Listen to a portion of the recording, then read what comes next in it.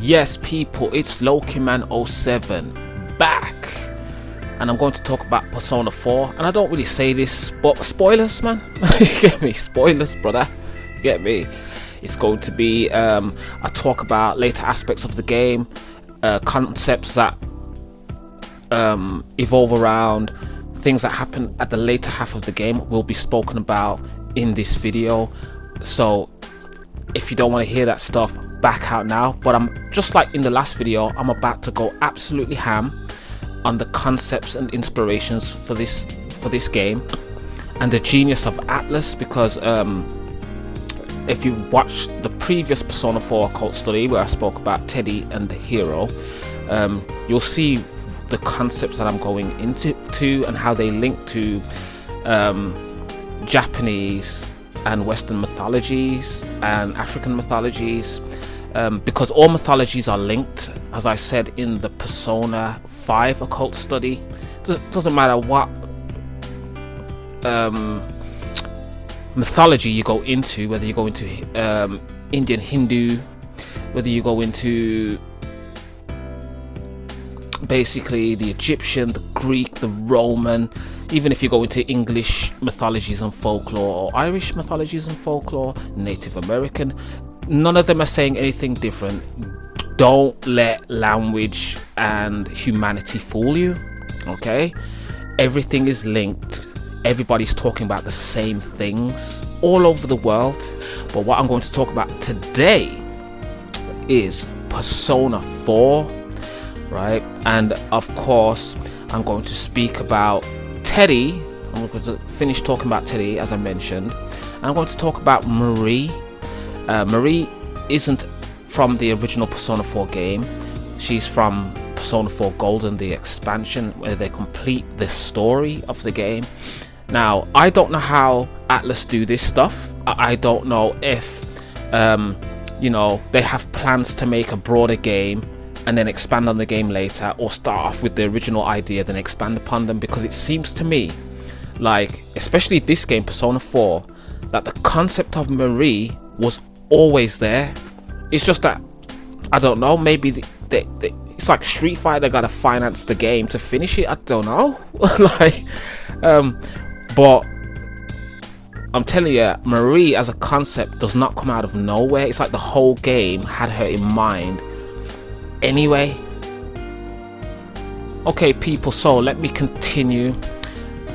Right, so in the previous video, and you really do need to re-watch the previous video before you watch this one, because there's so much detail. Unless you already know a lot of occult principles, you're going to be lost. So it's best to watch the first video to catch up. But like I said in the previous video, Teddy and the star card represent the number 8 at a different frequency. Now, like I said in the previous video, 1 plus 7 equals 8. So 17 is 8. The number 17 is the number 8. Count how many stars are on this card, right? See, count how many points each star has, right? So you can see the number 8 is written all over this card to let you know that 17 is the number 8. All right, and like I said, I showed another example, and I'm going to show you another example of this principle in tarot, because when I get into Marie, I will also show you what is going on with her card and her number. And just like I said with the number 0, I'm going to show you why I react in a certain way when I see characters speaking in a specific way, because they're acting like numbers, and the behavior of numbers is the behavior of the characters, as I explained in the previous video. Okay, so people, like I was saying in the previous video, that, you know, Teddy is the Cupid, right? Or Eros, right? The god of sex and war, get me? Or the god that was born from sex and war, born from two principles, masculine principle and feminine principle. Okay, and he's the god of love. That's why Teddy is so into affection, love, and eroticism and sex, right? But Teddy is also linked to Tartarus itself. So what is Tartarus? In Greek mythology, Tartarus is the deep abyss that is used as a dungeon of torment and suffering for the wicked and as a prison for the titans. Tartarus is the place where, according to Plato's Gorgias, souls are judged after death and where the wicked receive divine punishment. Tartarus is also considered to be a primordial force, deity, alongside entities such as Earth, Night, and Time. So this is the thing about Tartarus. Characters like Tartarus and characters like Uranus and characters like Teddy, they are actually personifications of their actual world. So, of course, Uranus, for example, which you know, the star card gets its energy from, is the sky or heaven. So, of course, Uranus himself is heaven that the gods live in. He is an entity and a world, and I spoke about deities being an entity and a world in the Final Fantasy X video. But yes, deities are entities, can be entities and actual worlds, or even like aspects of the underworld. Just like Teddy is an aspect of the underworld, he's an aspect of Tartarus. Okay, in Greek poet Hesiod's Theogony, Tartarus was the third of the primordial deities, following Chaos and Gaia, and preceding Eros, and was the father by Gaia of the monster Typhon. According to Hyginus, Tartarus was the offspring of Aether and Gaia, right? Typhon is Tartarus, right? Is the concept of Tartarus as a physical being, right?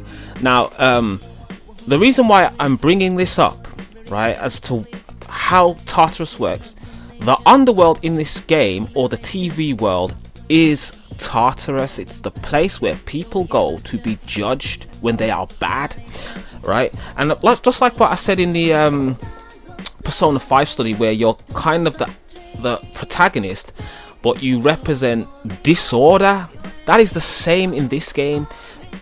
When the characters fall into the underworld, they're not nice people, they're being punished for their actions, and that includes the main characters also. And as you can tell, how their not their persona, but their shadow self speaks, which is the truth of what they hide about themselves, is just not nice. That is why they're there, right? Because that is their behavior, that is what is coming through in their behavior. So they are judged in Tartarus, right? Tartarus is the place to go when you die, right? The whole allegory of this game is depression and anxiety, which leads to suicide. So the murders kind of look like suicide. These murders that you know that the group are trying to investigate kind of look like suicides. The reason why is because of the internal struggle psychologically that is happening with the character leads to a suicide, but it's been forced upon them by Adachi, because he's pushing them to truth, by pushing them into the TV, which represents, the TV itself represents collective consciousness, judgment. So your own perception and the perception of others being forced upon you, giving you basically a meta. That's what TV does, gives you a meta. That's what the internet does, gives you a meta as what you think this world is, and then you make emotional choices based on what you think is actually going on, whether that's true or not. Okay, so people, this whole thing that I'm getting at about these gods and them being worlds is that, like I said, Teddy is Cupid, so he's the fourth primordial. He comes after Typhon / Tartarus, right? And like I said, the place that you're going down into in the TV is Tartarus. So and just like I said, primordials birth what they already contain. You can see that Teddy is born from what he already contains, right? Twice, because the fog world births him, as a cosmic egg that looks like an egg slash teddy bear, that egg also births the human Teddy, the demigod. All right, like I explained. So it's even in the game the same order as Greek mythology. Ion is the god of time, Kronos, who is the sky god. Or, you know, any time you think of a sky god, so let's say for example you think Yahweh is a sky god, Jehovah, you get an image of a sky god, right? If you think of a god, a man in the sky, people say, that's what Ion is, but it's the shadow of that thing. See, when Uranus, the sky god, was birthed, the other aspect of him that became his son, that manifested from him, was Saturn, because Saturn is the order of things, because Saturn, if there is things like Uranus is the sky for things to come into being, Saturn must give those things time and limit. Okay, so that's what Ion is all about, time and limit, and the physical world.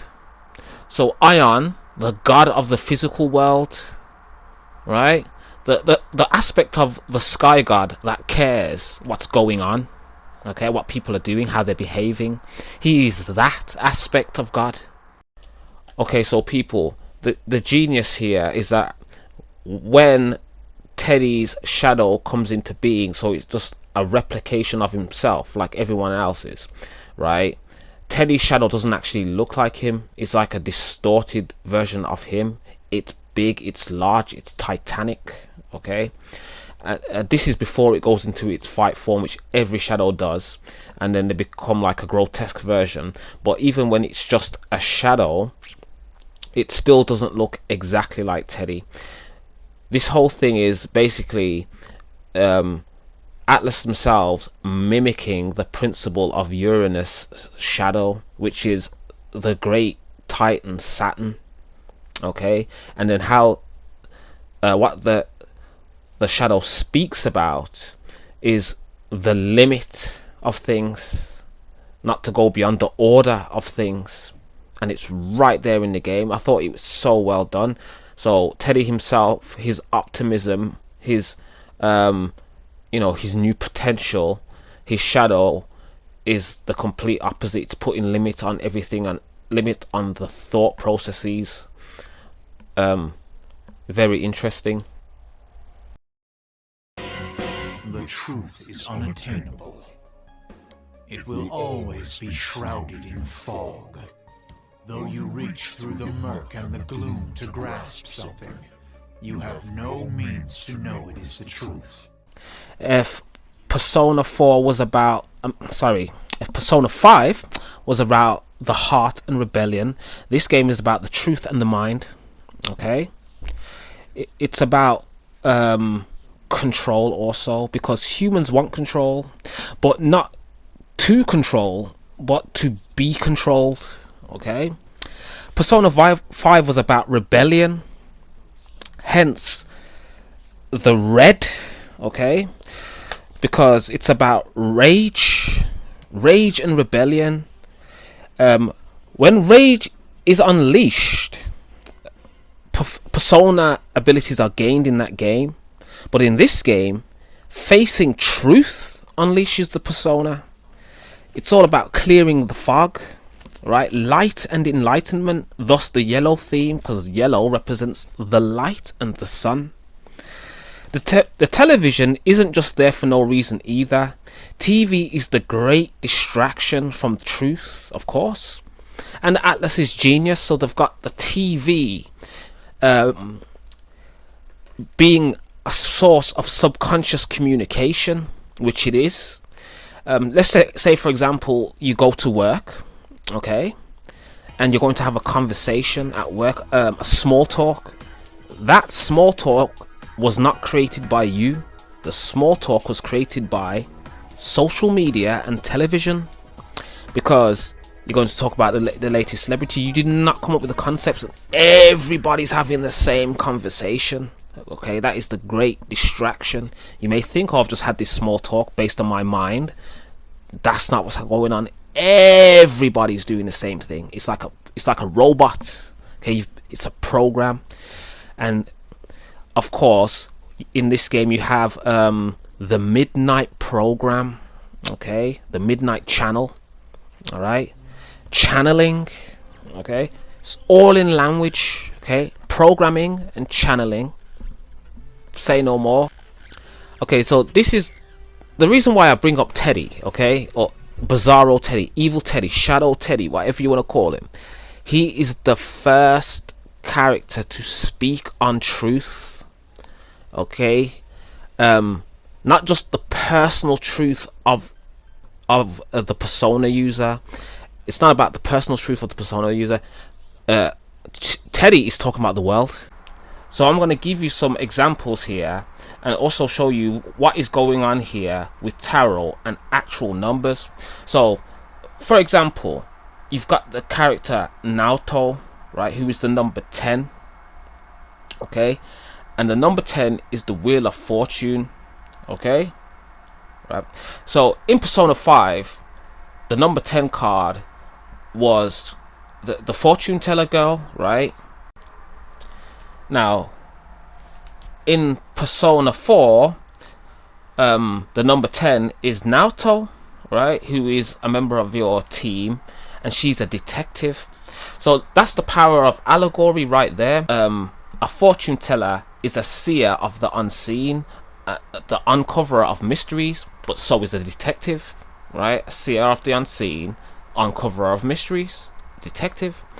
So they use allegory to, so in both these games, right, in Persona 4 and Persona 5, they're being inspired by the same thing but using it differently. That is the genius, right? That is the genius.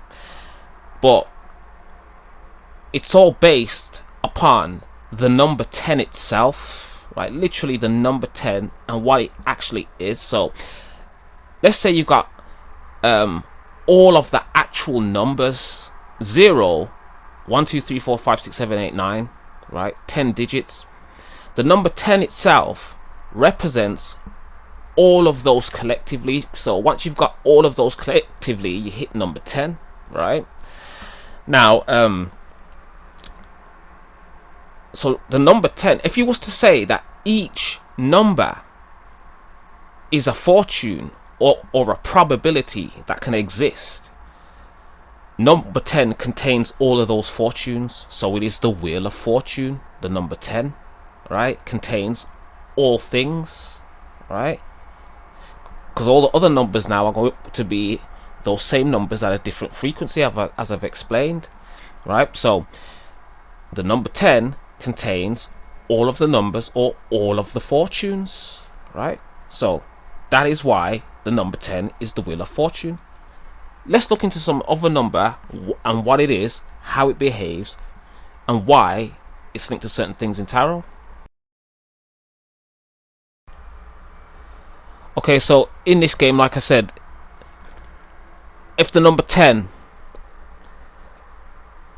inspires the character of Naoto, and the behavior of the number 10 inspires the inspiration of the characters and the tarot, etc. It's the same for all the characters. So say for example you have the number 9, which is the Fox, and the number 9 is the Hermit card. First of all, the Fox in this game is the party's familiar. So in witchcraft they always have a spirit animal or familiar. In Persona 5 it is Morgana. In this game is the Fox, who is this party's spirit animal, and his tarot card is the Hermit. Okay, and of course a hermit is, you know, a loner, all right, and this Fox plays the lone wolf. Okay, so what has that got to do with the number 9? The number 9 is the repeating number. It is the only number that does this. It's very unique, okay, because it repeats itself back upon itself, so it is forever alone, right? So when numbers multiply, like I said, they create different frequencies. When the number 9 multiplies, it creates the same frequency over and over again, so it is alone. The number 9 makes the number 9, and I will have an example of this on screen. If you times 9 by 9, the result will always get you back a perversion of the number 9 again, right? And it doesn't matter what number you put, if you times it by 9, you get back the number 9. Okay, ad infinity. That's how crazy it is. Very interesting about numbers and frequencies, but of course this inspires the characters and their behavior. This is how you get Futaba being a loner and having social anxiety in the Persona 5 game. All makes sense, huh? Right? The number 9 is forever alone.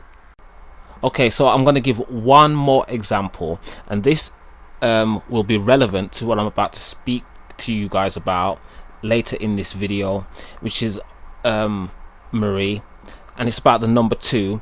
I have spoken in depth about the number 2 and its inspiration, its design, and it being linked to the serpent in Persona 5 an Occult Study Part 2, and I talk about Makoto. Trust me, if you haven't already watched that video, I break down the number 2 entirely and how it's linked to the perfect woman and the first woman. All of that is relevant to what I'm about to explain now about the number 2 and its frequency, right? I made a video called Persona 4 Occult Typecasting Explained, and I was literally playing the game and recording, and I was getting hype over the character Yukiko, right? And just because certain things were being said in the game that is triggering my ears about her not having a boyfriend, how she doesn't speak to boys, she knows no man, okay? She doesn't know men, okay? She's untouched, unblemished, innocent, okay? And as the game was speaking this, right, just like everything else, I'm just sitting there amazed that Atlas is actually doing this, and I'm about to explain why. So people, in numerology, numbers are divided into 2 types: masculine and feminine, odd being masculine and even being feminine. As you can see, the feminine sequence is just a 2 times table. That's what makes the number 2 unique. It's that it's the only number that when multiplied in order will touch every single feminine number in existence, making it the perfect feminine or the perfect woman. Going through the numbers but skipping all the masculine. As you can see, the High Priestess wears a headdress that is used in cultures around the world to symbolize a woman that has her carnal feminine nature at her feet, linked to innocence and virginity, of course. This energetic principle of the number 2 that is symbolized in tarot by the High Priestess is used to write the character Yukiko and how she's introduced into the game and everything, and I think it's so expertly done. Genius. And it's the same for Makoto in Persona 5, of course. When it comes to the number 2 and its frequencies throughout the tarot, it has 2 other major frequencies, which is the number 11, which is the Justice card, or in this game is the Strength card. The 2 are interchangeable. And of course the Judgment card. Now, as I mentioned in the previous video, this game uses for the character of Adachi and the character of Marie, they use the Thoth tarot deck. So Adachi is the Jester and Marie is Aeon, and all that Aeon is Judgment. Judgment is the number 20. Okay, the Thoth deck is Aleister Crowley's deck. Okay, so that's why it's called Aeon. All that Judgment is an age. So when you die, your age is up. Okay, it's the end of an era, end of an age. And so of course another word for an age or a time of judgment or rebirth is Aeon, like what is used in Final Fantasy 10. Now let's get into the judgment card again, because I went into the judgment card a bit in the Moon Knight video, but let's go. Now, before we get into the Thoth tarot deck version of the judgment card, which is Ion, okay, or Aeon, we're going to look at this version, the Rider-Waite deck version, okay, so we can see what's going on here. First of all, right, the number that it represents is 20, as we're talking about here. The 2x is the double cross, okay. This is all going to make sense. So what do we have? We have an angel blowing a trumpet, which represents the trumpeter, or you know, the angel that blows the trumpet during the end of days. So we're dealing with end of days, end of an age, as I've explained.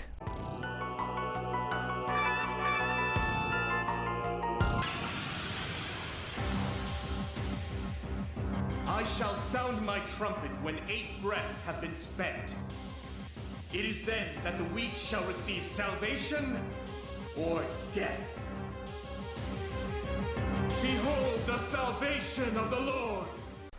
So as you can see, that was a clip from Shin Megami Tensei 3 Nocturne, where the trumpeter is a boss in the game, which is pretty cool. And you know, he's talking about, you know, divine judgment, 8 breaths, the number 8 pops up. That is no accident either. Like, that game is genius also. But we're going to get into this principle of judgment and how it links to the god of the underworld, okay, and the mother goddess. The planet that rules over this card is Pluto, god of the dead in Roman mythology, who is Hades' equivalent in Greek mythology. When we look at the Rider-Waite, when we look at the Thoth tarot deck, we have a different image that represents the same thing, and we're going to break that down, right? Because in the Rider-Waite version, the angel blowing the trumpet has clouds around him and everything, is in the sky, representing the sky. In this interpretation of the card, the sky is represented by this scarf that is going over the this egg, which Thoth is in the middle of, and you can tell that Thoth has got the bird's head, he's got his staff. It could represent Khonshu as well also, but it's Thoth. Thoth is the first thing that the fool becomes, the number 1, the ace, okay. So this is the end of Thoth's journey, the end of the magician's journey, which is the number 20, where he is to be judged. That's what this card represents. The angel is represented by the egg at the bottom, the cosmic egg, and the wings, right? That represents the same thing as the angel with the wings in the Rider-Waite deck. It represents a primordial being, right?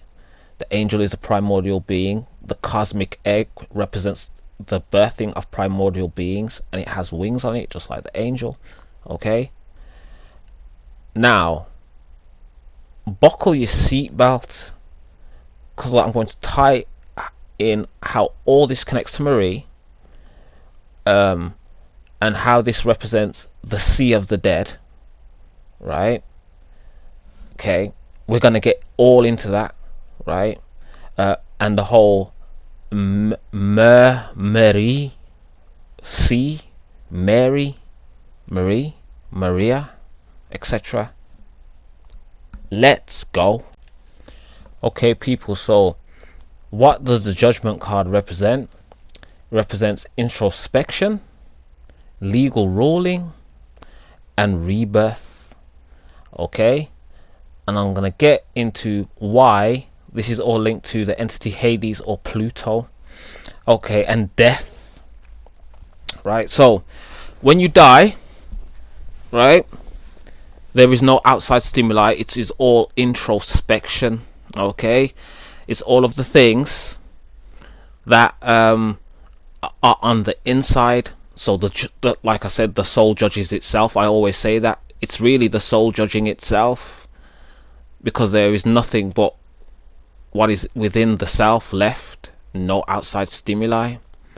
Okay, this legal ruling aspect represents being the king of the dead, ultimate rules. Okay, there's one thing that every man will face, and that is death. You cannot get out of it, right? We're all going to face the judge of time, right? Now this also represents rebirth. The first things are the last things, and vice versa, right? Everything begins anew. There is always a new day, always a new year, always a new generation. So everything is reborn again and again and again. This is what the number 20 represents. It is a perversion of the number 2, or the number 2 at a higher frequency. The number 2 represents females birthing things, things coming into being. Therefore, rebirth is feminine.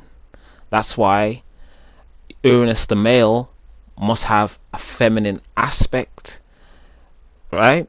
These gods of the dead that come from him, his shadow, also must have this same aspect, right? And once again, I'll be going on about this water.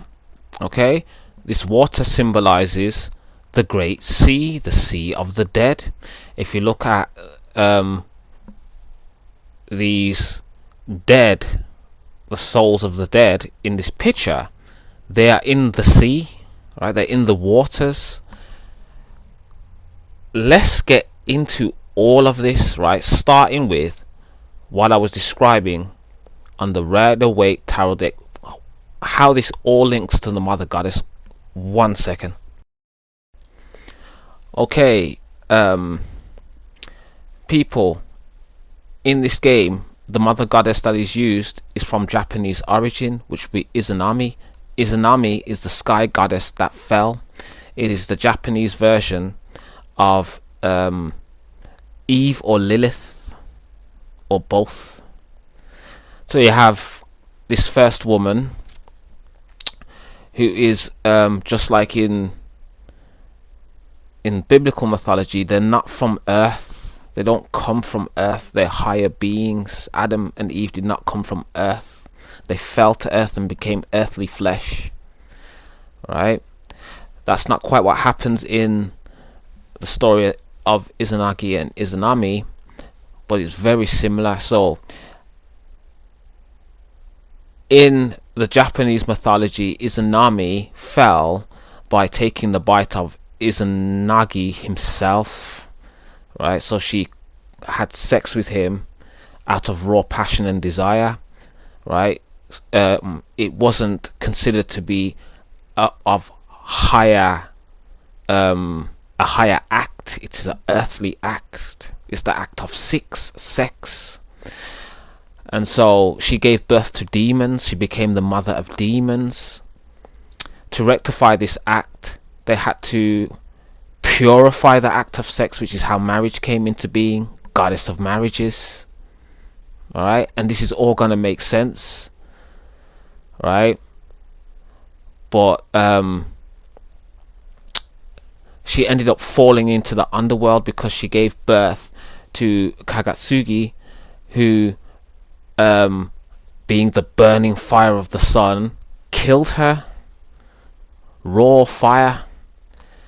And she became the goddess of the underworld, separating her from the sky god Izanagi, right?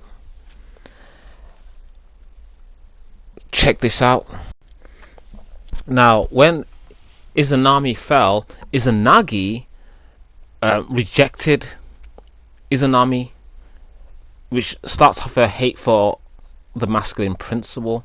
This is also linked to Lilith's rejection of Adam, or Adam's rejection of Lilith, etc. In Western mythology, birthing this mother with snakes. As you can see, there are two forms of Izanami. Izanami is the beautiful maiden, but then she's also the demonic woman, mother of demons with the snakes. This is both the Eve principle and the Lilith principle. Like I say, they usually come in other mythologies as one being. Okay, that's why I usually refer to them as one being split, because gods are a fixed principle, and when their principle leans towards something new, they birth something else, and this game is doing this. Check this out.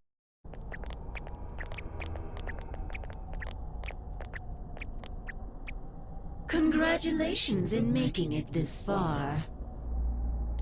Well, thank you very much, Ms. Root of all evil. Okay, people, so Lilith, also spelled Lilith, Lilith, or Lilith, as I like to say. It's Lily. Okay, I've broken that down on this channel before. Okay, she is a female figure in Mesopotamian and Judaic mythology, theorized to be the first wife of Adam and supposedly the primordial she-demon. Lilith is cited as having been banished from the Garden of Eden, right? And I'm reading you that because all of this is going to line up with the other goddesses, because the Garden of Eden is the sky. Okay, it's heaven, okay, or an aspect of heaven where imprints of the earth has been laid upon it, and it's in this game. Okay, the reason why it's a garden, because earth is also a garden. It's the garden where potential lies, the thought realm. It's in the astral plane. Okay, that's why Adam and Eve were kicked out of it into the earthly realm. Okay, so all that Izanami is this principle in Japanese mythology. It is just the aspect of the first woman that fell into the demonic role, the mother of demons and mother of witches. Okay, boom.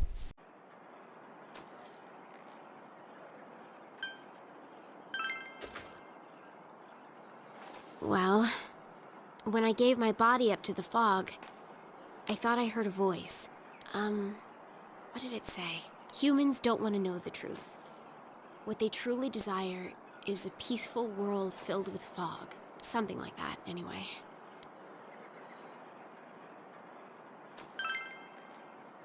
I don't know. But it was familiar. The same voice I heard when you defeated Amino-Sagiri and the fog flowed into me. Wait. Maybe not. I felt like it was my voice. Maybe it's something I said long ago? Oh well. The fog is gone. I probably just misheard it. So people, obviously this video is spoiler clad, so let's get into this. I'm going to have to decode some deep biblical things real quick for you to understand what is going on here. Okay, so obviously I just played that clip. Marie's talking about the voice, which is obviously Izanami. If you've played this game, it is Izanami. And of course, yes, it is her own voice, something she said long ago, because she is literally the primordial she demon, or the primordial goddess. Okay, so yeah, that thought process is hers from aeons. Okay, because she is literally divine feminine energy rebirth into the physical form. Okay, she's the divine virgin, and I'm gonna get all into that, the sacrificial virgin, everything that whatever. Okay, she is that principle reborn. Now in the Bible, a character that plays that is the one that shares her name, Mary. Boom. This is why Marie is donning the blue. Okay, and this is all linked to Mary and the aspect of going red when it comes to the love aspect. Okay, so once Jesus comes into being and Mary is away from, she's she's no longer virginal per se. She is often depicted as wearing blue and red, right? So all this is in this game. So Marie is primarily wearing blue until she becomes aware. She loses her innocence, okay? And like I said in previous videos, this losing the innocence isn't just about sex. In this game, she loses her innocence, her fog. She finds out who she really is and goes red. And when she goes red, she goes fully into, by character design and everything, the goddesses that she represents. And remember, this is all tied to the number 20. We're gonna get there. Okay, people, I have spoken about Lilith and how she's linked to Juno and Hera of Greek and Roman mythology on this channel before in my Maleficent video, and went into extreme detail, okay? And all that applies in this game. She is the goddess of marriages, protector of women, and she also represents the feminist archetype. And if you pay close attention to the way Marie acts and the things she says, she's also linked to the feminist archetype. The teams will be women versus men. Now begin. This is just like Fig in the Soul Hackers game. In this game, when you save Marie, quote unquote, she releases a dove. This dove is also linked to the whole Hera thing. Okay, this dove, this Columbia, right? And this is linked to the number 20 as well. It's all gonna make sense as we go through. But this whole thing, to get to the bottom of this and how it's linked to the number 2, we're going to have to start with the old stuff. So let's get into where Hera really comes from, where this Lilith thing really comes from, right? This betrayal of God. All right, check this out. Okay, so when we get into this whole aspect, we're starting off with the sky goddess, just like Izanami started off as the goddess of the sky, up with Izanami. And in this version of the sky goddess, you will see how she gets closer to earth and into the underworld, all right, through stages of different beings, a triple goddess principle. So Nut, the sky goddess, is Isis, right? Before she was Isis, it's the phase before Isis. So she is Isis. Now let's get into this. Nut, okay, also known by various other transcriptions, just remember that, is the goddess of the sky, stars, cosmos, mothers, astronomy, and the universe in the ancient Egyptian religion. She was seen as a star-covered nude woman arcing over the earth, or as a cow. She was depicted wearing the water pot, or nu, that identifies her. Now, this water pot, we're going straight back into the primordial waters, okay? But this Marie thing linked to water, all right?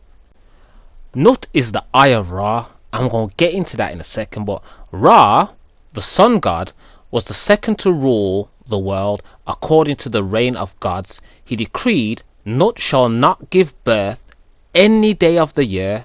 At that time, the year was only 360 days. Nut spoke to Thoth, god of wisdom, and he had a plan. Thoth gambled with Khonshu, god of the moon, whose light rivaled that of Ra's. Every time Khonshu lost, he had to give Nut a piece of his moonlight. Khonshu lost so many times that Nut had enough moonlight that she could make 5 extra days. Since these days were not part of the year, Nut could have her children. She had 5 children on each of the 5 days. Osiris, the ruler of the gods, and then the god of the dead. Horus, the elder god, god of war. Set, god of discord and the desert. Isis, goddess of magic. And Nethys, goddess of the waters. Okay, When Ra found out, he was furious. He separated Nut from her husband Geb for eternity. Her father Shu was given the job to keep them apart. Nevertheless, Nut did not regret her decision. Here's where it gets interesting, okay? Now, it says that Nut gave birth to these children, right? One of which is, Osiris and Isis. But then Osiris dies and becomes the god of the dead and gives birth through Isis, Horus, okay?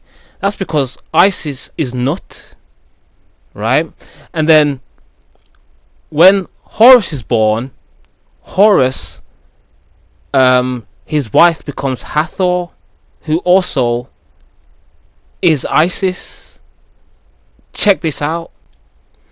Okay, so Hathor was the ancient Egyptian deity of many realms, mother to Horus, god of the sky, and Ra, the sun god, and the goddess of beauty, including cosmetics, sensuality, music, dancing, and maternity. She is often depicted wearing a headdress of cow horns with a sun disk between them, or as a cow or a lioness. Now, when I was just reading about Nut, it says she's also represented as a cow, right? So this is how you can tell it's the same person, right? So when Hathor is high up as the sky goddess, she's fixed, but when she starts to think on earthly things, she falls and starts to make replications of herself, okay? When she starts to think lower towards Geb, who is earthly, right, she manifests Isis. And then when Osiris falls deep into the underworld and is actually dead, she falls even lower and becomes the goddess Hathor. How is this linked to the first stage of the number 20, which is the number 2? Well, it says she has a headdress that looks like cow horns, right, like a bull, with a disc in the middle, a sun disc in the middle, okay? So what are we getting at here? Well, this symbol is on the 2 card. Let's look at the symbol for the number 2, which is the first stage of the number 20, which is the High Priestess.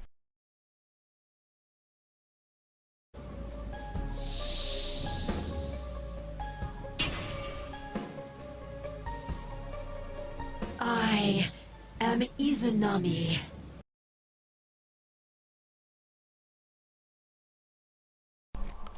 Okay, people, I've been going on and on about the Egyptian pantheon. Obviously, this game is all about the Japanese pantheon and lines of gods. It's all in the names, all in their personas' names.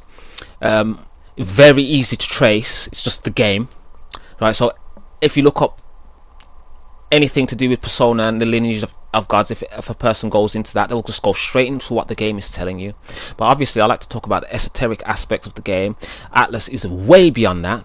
They understand that, that they're being Japanese, that their mythology is tied to all mythologies around the world. So Marie has a decorative eye. That has nothing to do with Izanami. That's Egyptian. That's why I'm going into the Egyptian line of things. So what has Atlas done here? They've mixed the 2, right, or the 3 and the 4 when it comes to pantheons. They use inspiration from all over the world. Okay, so Marie's eye, biffed out on the left, is of course the eye of Horus. Okay, it's the eye of Horus. According to the Egyptian myth, Horus lost his left eye in a struggle with Seth, which is Set or Sat. You know what we're going into there? That's Saturn, right? The eye was magically restored to Hathor, and this restoration came to symbolize the process of making whole and healing. For this reason, the symbol was often used in amulets. Now, the left eye actually represents a goddess aspect and the moon, which is who Marie represents, which is linked to the moon, tide and water. This is the Mary Marie, because the name Marie is the same root as the word marine or mer, right, which means a sea. This is the same as the word mer, for mermaid. Okay, in case you didn't know, the name Mary is directly linked to the great sea and creation. Okay, people, I'm not going to go too much into the language aspect of things, but I've mentioned the word more on this channel, speaking about the same goddess principle, right? This is the same thing, more, mer, mare, all linked, okay, meaning the great sea, and also blackness. In some languages like Urdu, the word mer means death, which we pronounce mur, right? Death, right? So it's all linked, right? It's all linked. Okay, so like I say, when I talk about gods are fixed principles. When they reflect upon another principle, that causes a birth of something. So Izanami, who represents earthly things at its highest degree on the left hand side, or the great judge on the feminine side, right? So she is judgmental of humankind and fixed about it, but then she also has her own curiosity. This curiosity spawns two things. The aspect of her curiosity that is her judgmental side and wants to test things, that becomes the gas station attendant. And then the other aspect of her that is curious about life and all the fun things that life can produce, or the things that you can actually feel, right, which becomes Marie. Both these things spawn at the same time at the beginning of the game, right, and are both aspects of Izanami, as the game clearly states. This of course is the same thing I've spoke about in multiple videos, the previous one, and what I spoke about in my Final Fantasy X mythology breakdown, which is the triple goddess, right, principle. So Izanami has now become a triple goddess. Marie is the third form and the lowest form. This is the Hathor form, the earthliest. Okay, it also represents the great whore, or the Mary Magdalene aspect. That is why Marie goes from blue Mary to red Magdalena. Okay, hope that makes sense. So just like I said about the number 8, the number 20 is the number 2 at a higher degree, and the number 2 is of course the High Priestess, which represents feminine energy and the birth of the cards. All things that come after her are birthed by this, right? And then you have the number 20, which is about rebirth, being born again. And I've also gone into a tangent about Marie meaning sea. So this is the double cross, the two X's. XX is 20, right? Now of course this is linked directly to being reborn, baptism, Jesus. As you already know, Jesus is linked to judging of the dead, right, and the cross. Not only that, it's also linked to his opposite, which will be Saint Peter, who is the judger of the death, and is the cross upside down. This is the two crosses, the number 20, the double cross, as I had mentioned in previous videos. Okay, now this whole thing about water being linked to rebirth comes into modern times. This is where you get in the New Testament, water becomes the sign of rebirth in Jesus' baptism and becomes holy water. And when they talk about holy water, this is linked to the mother goddess directly, because in modern religions there is no feminine energy, right? That's the true patriarchy, etc., right? They're not having femininity in modern religions. That includes Islam and Christianity. Okay, so you got the Trinity, right, which is the divine mother, divine father, and child. But in Christianity, where they're just not having this, it's in the name of the Father, the Son, which is the divine child, and the Holy Spirit. Now this Holy Spirit is actually the divine mother. We're not addressing her.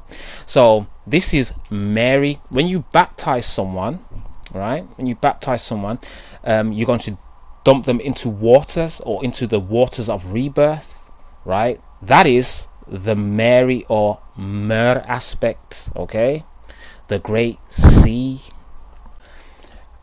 So of course the Holy Spirit, which is the feminine healing, like I just described with the Eye of Ra, this is where you get holy water from, or the water, waters of the Mother Goddess, waters of Mary, the Mer, the More, right? And that I shouldn't need to go into that any further. We all know what baptism is, we all know what holy water is, etc., and how it is used. And the allegory of being born again, which is linked directly to the tarot card Ion.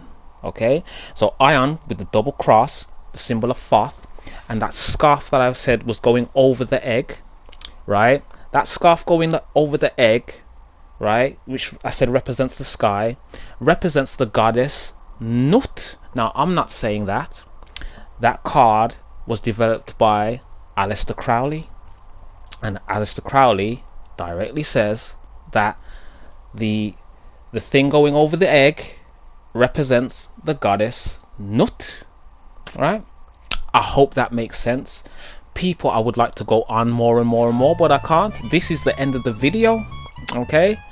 I will be dropping more videos on the same subject in the future.